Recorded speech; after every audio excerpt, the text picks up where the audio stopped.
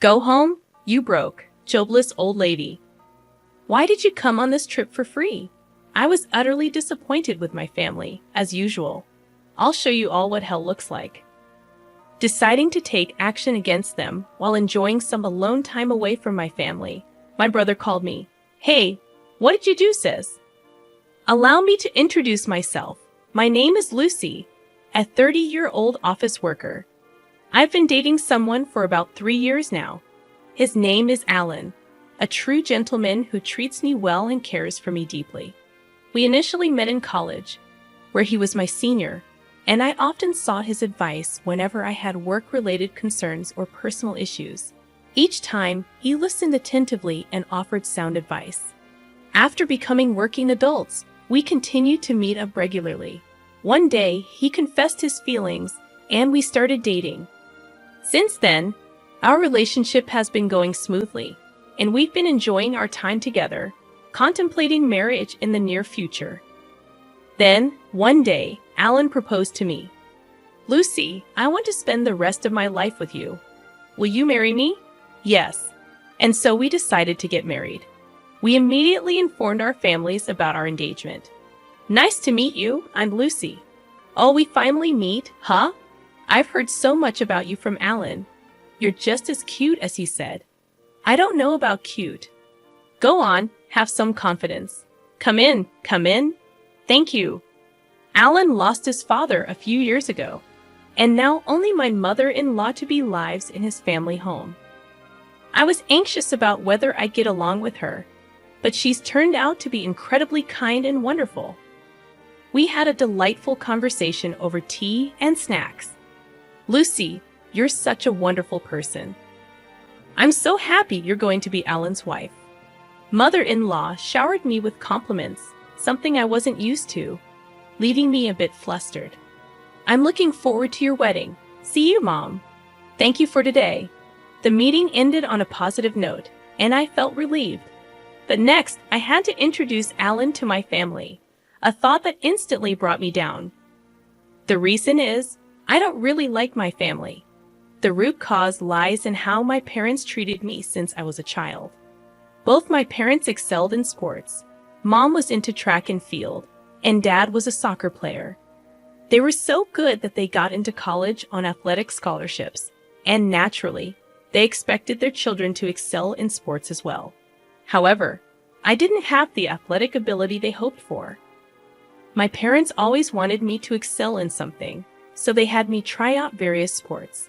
I remember doing basketball, swimming, table tennis, and even figure skating. But the truth is, I was never athletically gifted.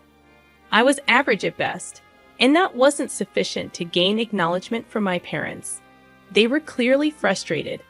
Then my brother Kyle was born, with high hopes for a boy. They also immersed him into sports.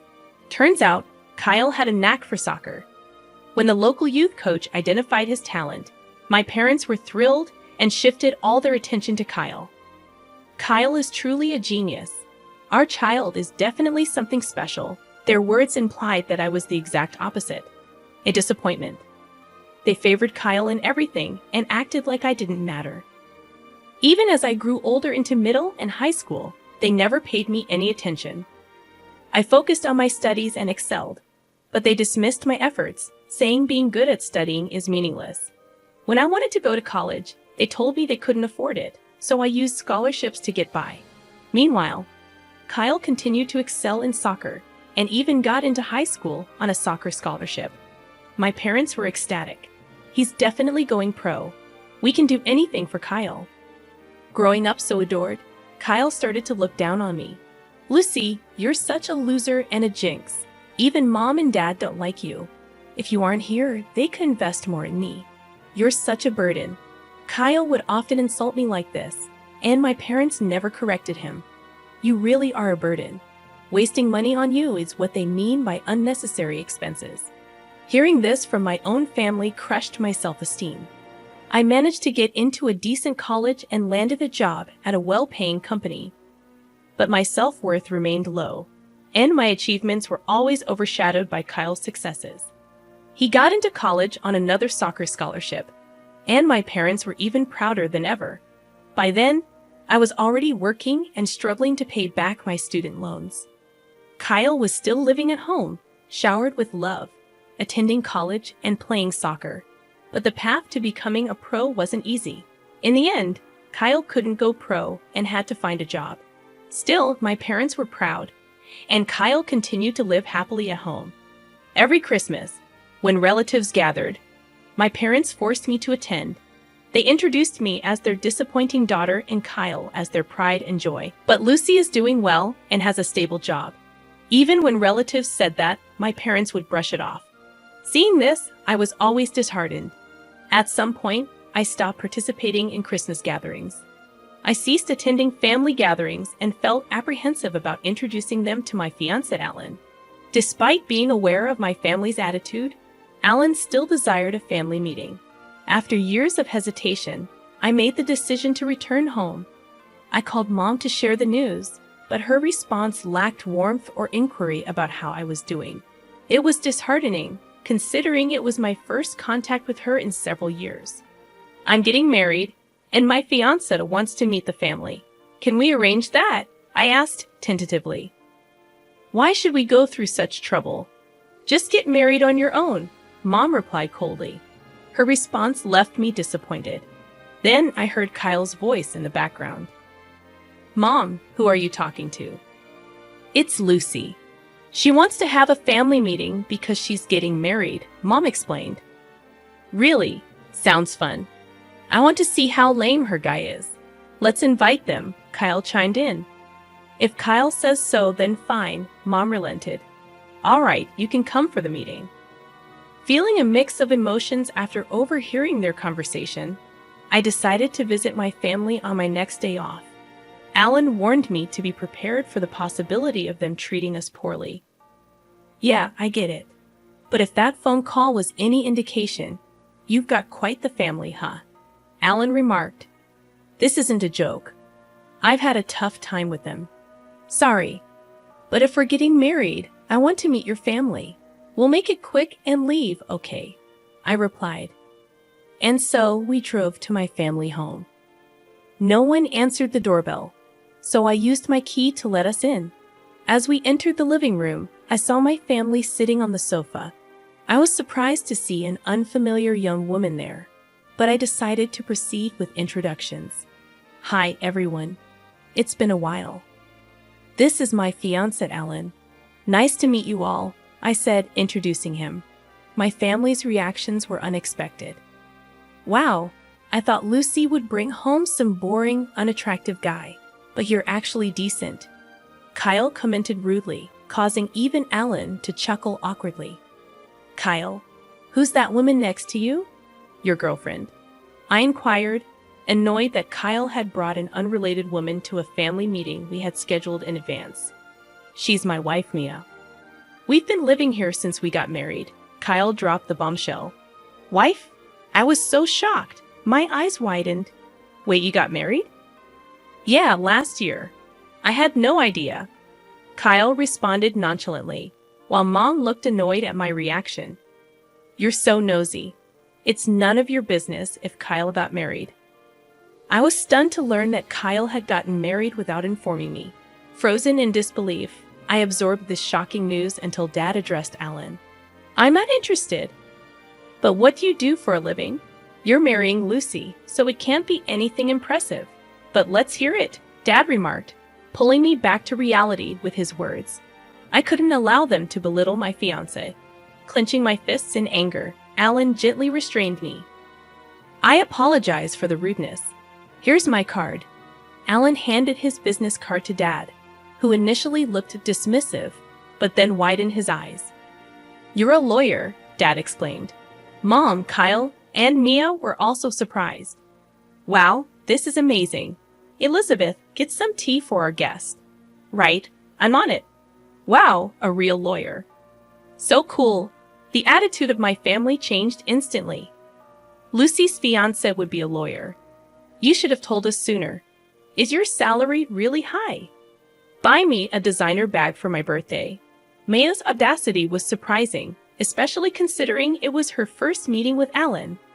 Alan responded with a wry smile. You can't say such things to my fiancé, even though it's our first time meeting each other. We're going to be family, so let's get along, he replied calmly. At a meeting between both families, my parents and Kyle's family were very active participants. Even my mother-in-law seemed a bit taken aback by their enthusiasm. After the meeting, I apologized to my mother-in-law, but she had already heard from Alan. Don't worry about it, she said with a smile, which relieved me. My mother-in-law was genuinely a good person. 2 months later, Alan and I got married. My family, who had always been indifferent to me, all attended. After the wedding, they started contacting us frequently.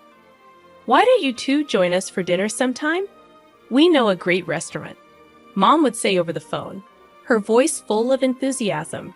I suspected they were after Alan's money since he was a lawyer, but I wasn't falling for that. We're a bit busy, so we can't make it right now.